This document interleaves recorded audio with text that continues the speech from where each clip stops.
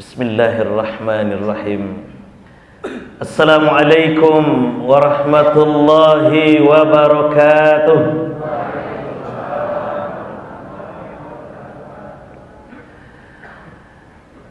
Alhamdulillahil akbar. Wassalatu wassalamu ala rasulillah alladhi qad 'allamana kaifa nusalli wa na'budu 'ala Allahil akbar. Ashhadu an la ilaha illallah wahdahu la syarika lah wa ashhadu anna Muhammadan abduhu wa rasuluh sallallahu alaihi wasallam la nabiyya ba'dah. Allahumma salli wa sallim ala Muhammadin wa ala alihi wa sahbihi ajmain. Yang kita hormati dan kita muliakan Ustadz Jenderal Dr. Zulkifli AR SIK MH, Ketua Pembina Yayasan Zara dan Ketua Umum Majelis Zikir Majelis Al-Hijrah, Majelis Hijrah Indonesia, mohon maaf. Para tokoh masyarakat, tokoh agama, tokoh adat yang hadir bersama kita pada malam ini yang kami muliakan. Bapak-bapak, ibu-ibu yang dirahmati dan dimuliakan oleh Allah Subhanahu wa taala. Syukur alhamdulillah kita ucapkan kehadiran Allah. Salawat dan salam semoga tetap tercurah kepada baginda Rasulullah Muhammad sallallahu alaihi wasallam. Allahumma salli ala Muhammad wa ala ali Muhammad. Allahumma bika amsayna wa bika asbahna wa bika nahya wa bika namut wa ilaikal masir. Bapak Ibu, alhamdulillah hadir bersama kita guru-guru kita yang mulia, Ustadz Robi Aroka MA, Ustadz Dr. Ahmad Bastari SIK SPDI MA, dan guru-guru kita yang lainnya. Dan insya Allah beliau-beliau yang akan magiah dagiang tuh Bapak Ibu. Tugas Ambo membangun pondasi, yang membuat pondasi. Sudah itu beko yang kamu membangun katehnya, nah itulah Ustadz Dr. Ahmad Bastari, Ustadz Robi Aroka, dan tentu nanti akan direlief, dihias oleh Ustadz guru kita, Ustadz Jenderal Dr. Zulkifli tentunya. Ya Bapak Ibu, taib. Kita ngambil poin-poin penting saja Bapak Ibu. Ambo yakin Bapak Ibu pasti sudah mendengar bagaimana peristiwa lahirnya Rasulullah Sallallahu Alaihi Wasallam.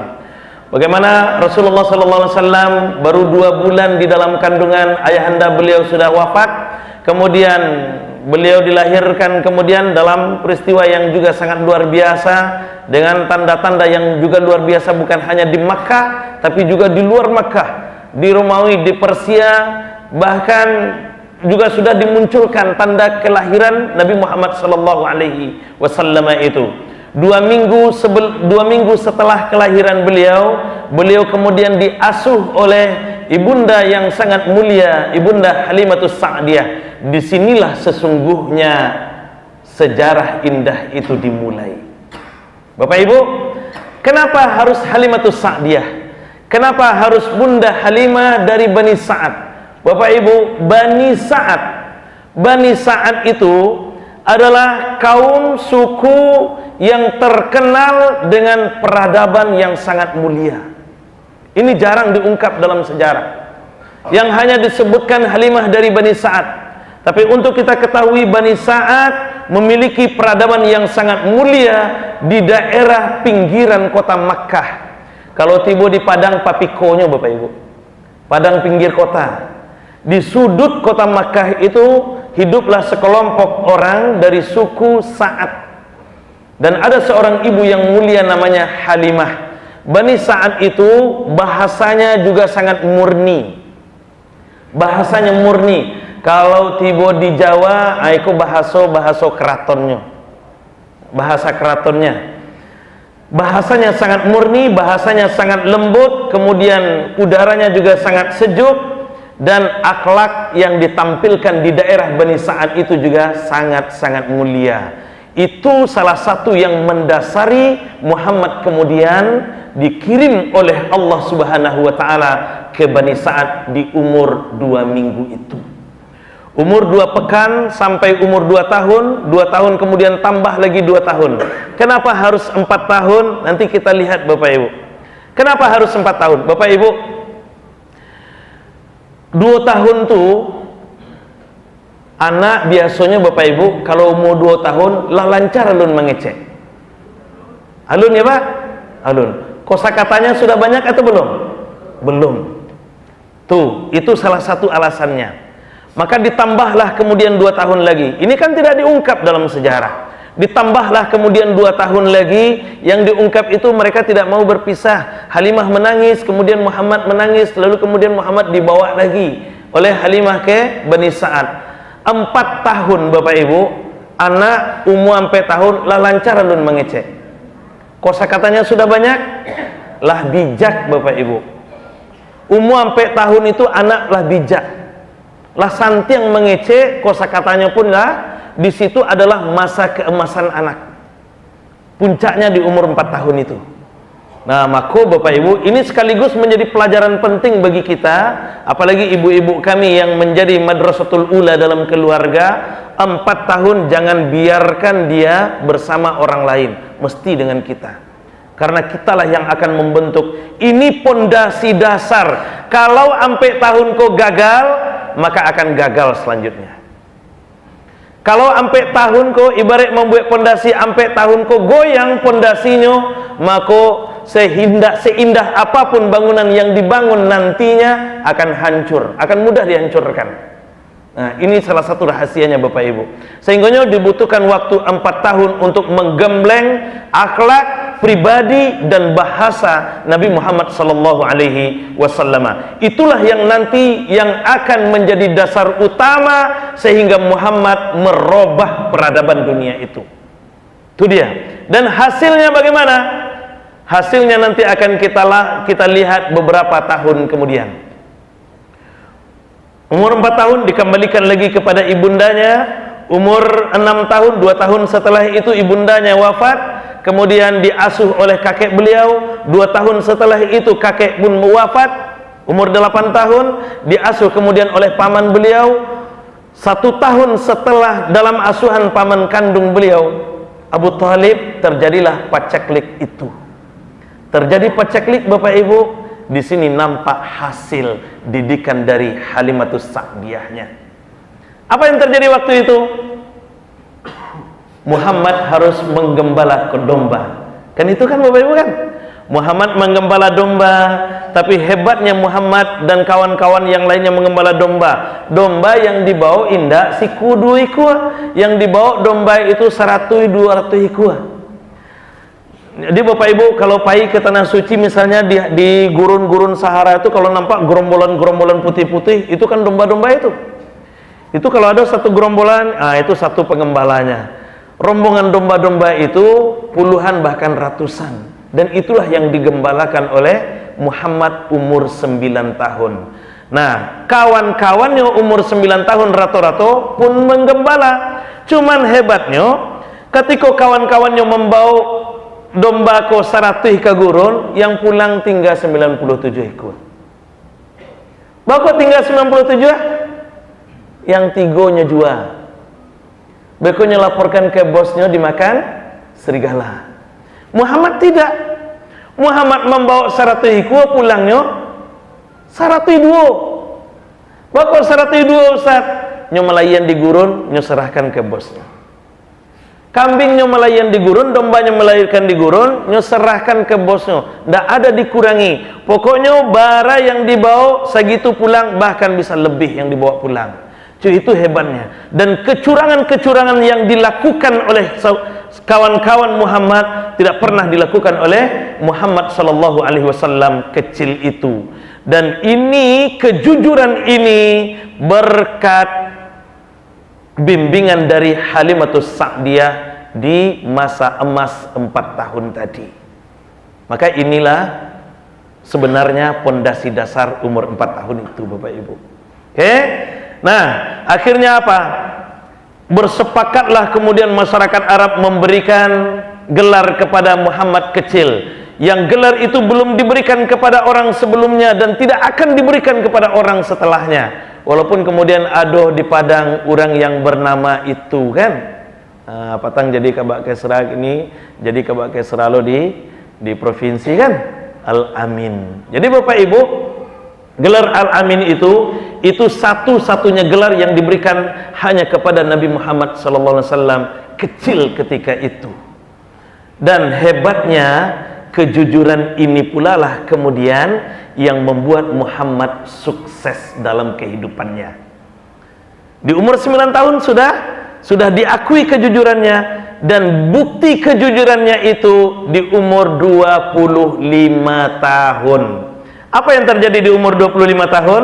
Sebelumnya beliau dipercaya kemudian oleh Ummu Khadijah untuk mengelola bisnisnya Ummu Khadijah. Di umur 25 tahun Muhammad menikahi Ummu Khadijah. Maharnya berapa Bapak Ibu? Berapa maharnya? 100 ekor onta.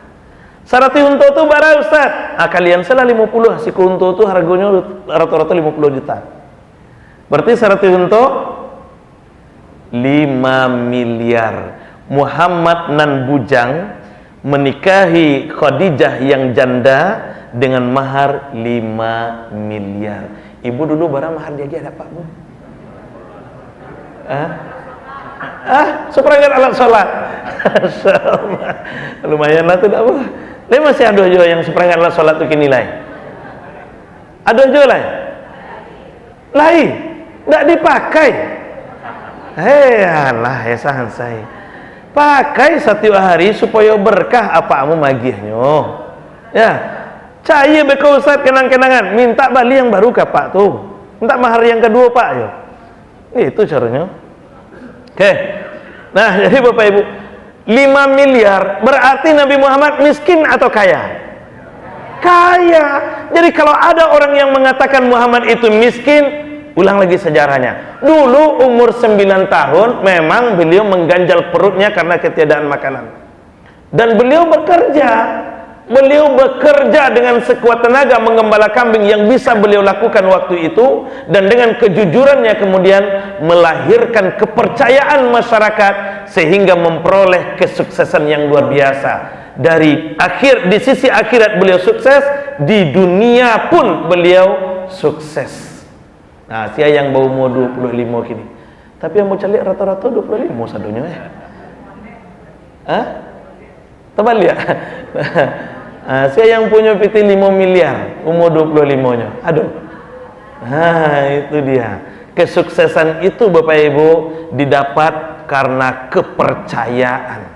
Dan kepercayaan itu didapat karena kejujuran. Inilah yang nanti akan menjadi pondasi dasar untuk merubah peradaban itu.